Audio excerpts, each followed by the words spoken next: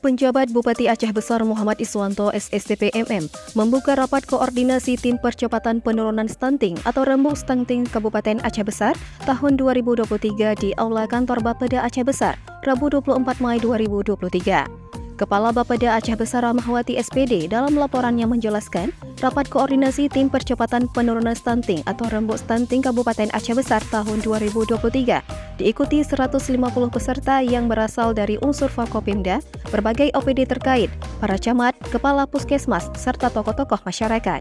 Adapun tema yang diusung adalah bergerak sinergi dan kolaborasi untuk percepatan penurunan stunting di Kabupaten Aceh Besar.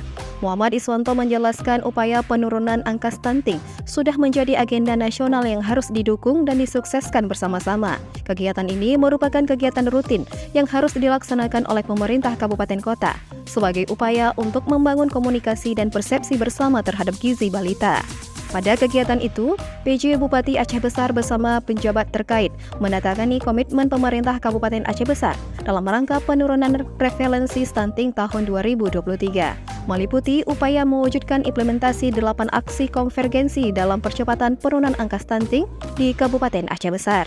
Meningkatkan alokasi anggaran untuk percepatan penurunan stunting, baik melalui APBK, APBA, APBN, maupun sumber anggaran lainnya. Sehubungan dengan hal tersebut, Iswanto mengharapkan perhatian semua peserta rakor penurunan angka stunting untuk melakukan hal-hal penting, seperti meningkatkan konvergensi, kolaborasi, sinergi, dan sinkronisasi lintas sektor, lintas organisasi perangkat daerah, lintas program dan kegiatan, lintas kader, dan bahkan lintas sumber anggaran, supaya aksi dan intervensi yang dilakukan terfokus pada sasaran yang telah ditetapkan.